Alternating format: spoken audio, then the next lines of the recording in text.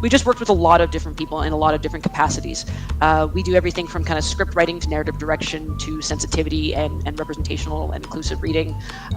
We do kind of story punch-ups, script doctoring, whatever touches story, we'll do it, and we've done it for a lot of different people. And there's a genuine value of inclusion there that's not just ethical, it's monetary. It seems like SweetBaby Inc. writers are melting down on Twitter when it comes to Kill the Justice League reviews and overall commentary that is going on YouTube and just social media in general, where people are absolutely hating the depiction of their superheroes in this game, of Batman, of Superman, and of course Green Lantern, and the lack of logic in the storytelling and overall disrespect of the Justice League in a way where we're being introduced to them for the first time and they're being treated like a piece of trash in comparison to this low-level criminal organization we know as the Squad. And I think that is the thing that we're having a problem with, and they have a problem with our interpretation of their overall writing skills and prowess, where everyone's saying these are trash writers, these are junk writers. They clearly don't understand the superhero comic books or even the characters that they're writing for.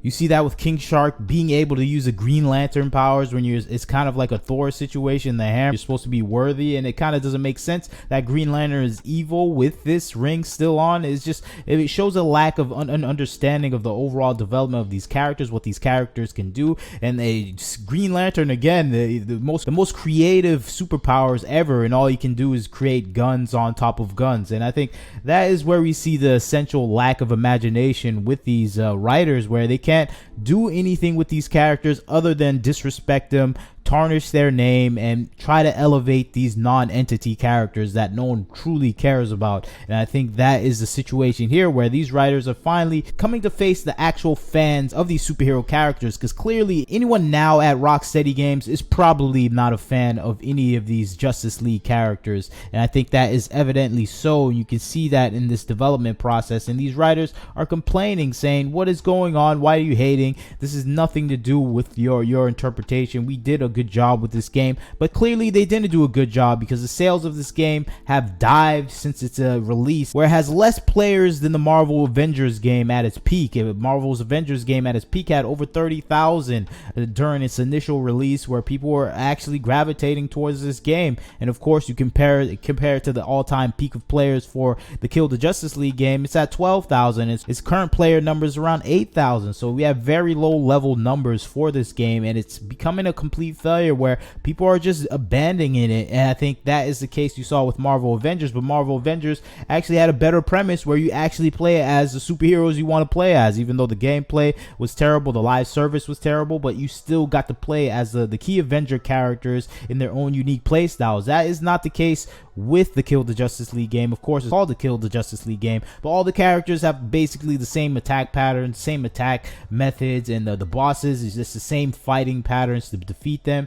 And it just clearly shows that they didn't want to deal with the creative powers of the actual Justice League, and they wanted to create this monotonous fighting style that can be easily made through the development process. And it just shows the lack of creativity and ingenuity that it is at Rocksteady at this point, where they took the easy way out. And I think that is the case with the Kill the Justice League game. You just have this monotonous pattern, and these writers, they want to get away with what they put into this game. And I think this is something the fans on social media are not letting go, and they're really complaining about it. And it goes back to the SweetBaby Inc. writers. If you don't know what SweetBaby Inc. is, it's the company that's offering development services to a whole host of video game companies in the industry. You can see them all over. They mostly deal with sensitivity reading, where they offer guidance to companies for overall development of story arcs, and that's what exactly they did with the Kill the Justice League, where they guided what patterns of the game should follow, how the characters should react and talk to each other, to develop the conversations.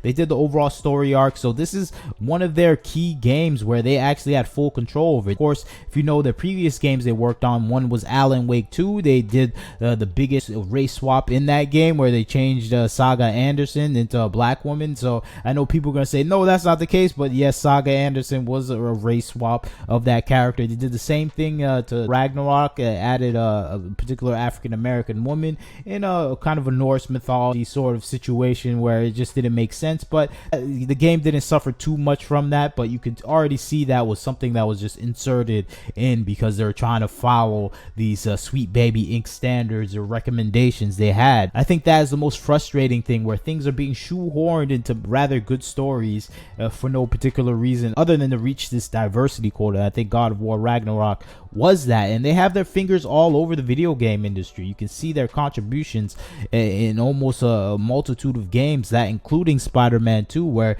you could see their contributions in the placement of all these flags, the depowering of Peter Parker, where Peter Parker wasn't really even the main character anymore. He was just kind of someone that was there in between scenes for Miles Morales and Mary Jane. For some reason, Mary Jane had such a pivotal role in that game, and I think that is where we see that deconstruction of the main heroes in these games. We're just not focusing on them. We're trying to diversify the group of people you play as, but people are there to play as Spider-Man, and I think that is the lack of understanding of the genre that they're working in. And I think you can see that with the people that work at this company, that they're just not really fans of what they do and of the properties that they're trying to sell to the audience. And you can read some of the quotes from these writers that are kind of having a backlash against the fans, blaming them for their anger at their overall development of this game, and the idea that they don't have a real true perspective on what they're actually working on, and they're more tied to their own idealistic standards. And you can see that with some of the way they describe some of the characters, specifically Wonder Woman, where Wonder Woman is praised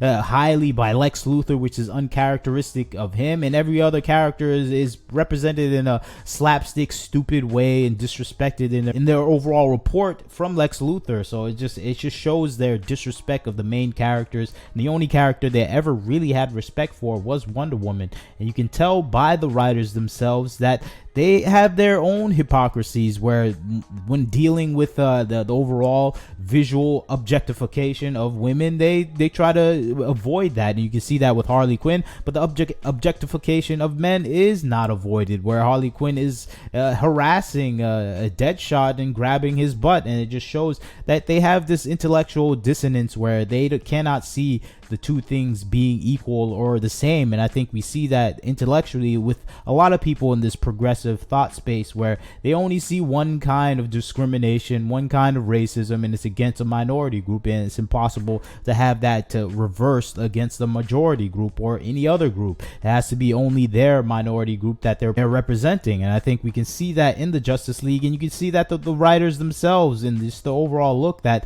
they don't really understand the comic books that they're transposing into the video game space. They came with their own personal agenda of womenizing these video games, and they don't really care about the state of the characters. And you can see it in the comments of these writers. You can see it in the look of the writers. They look like they have a particular different gender preference. They do have a particular gender preference that is not male, and they actually express their dislike for the male gender in this game in such a way where it's obvious, like, okay, the people that wrote this game hate men, and they really don't like white men, and they really don't like any man in general. And you can see that in how they play against the male archetype in this game. And it's just so predictable nowadays with any game with these particular thought process or progressive perspectives, where you know the male is going to be disrespected, treated like a loser, and you're not going to have that a chance to actually have a well-developed character because someone has a particular personal hatred or their own political stance that they want to express. And you can see that directly from the writers and the CEO, who's here on the right, that they really just wanted to show their dislike for the other gender in this particular way. And you can see them holding up Wonder Woman in a way where she's ideal. And I think that is the problem with this game, where it's just not made for the majority. It's not made for the audience to actually enjoy. It's made for the writers to express their dislike for the characters. And you can just see it in their writing, where this writer kind of breaks down online. She says, Kevin was our teammate. Many of us worked with him directly for years. I would expect journalists to know that and understand how callous it is to use his memory to stoke hate. We do not need strangers to tell us what he would have thought. He told us himself, and I kind of really don't believe you. It feels like you're just trying to defend what you made, which was absolutely terrible. And I think that is the case right here. And we get even more vicious reaction from this writer, where they say,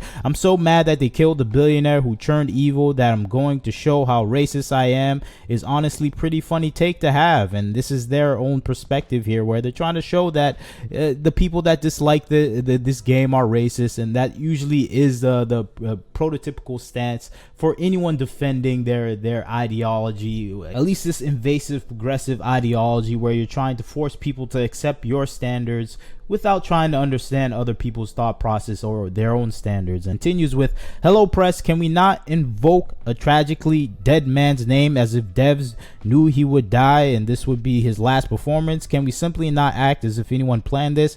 Also, he isn't around to tell you how he feels. Also, maybe do not. And this is going back to Kevin Conroy, who died, was the preeminent voice for Batman, and he dies in a disrespectful way. And the fact that they didn't want to change that part of the story even after he died, that months to actually make some alterations, but they really wanted to stay with their stance that we hate Batman, he's a white billionaire racist, and we want to show you how we disrespect him, and we're gonna give him a lecture just to tell him how terrible he is. And that is the stance that they couldn't change, because that is their core ideology right there, is to hate anyone that is not part of their overall political perspective. And Batman has been someone that they've been gunning at for a long time. They've been showing that, oh, maybe Joker was the good guy because he's helping the poor criminals in the city, which is kind of in line with the modern day progressive political takes when it comes to crime, at least in California. So you can see that similarity in thought process, and I think this opportunity to disrespect Batman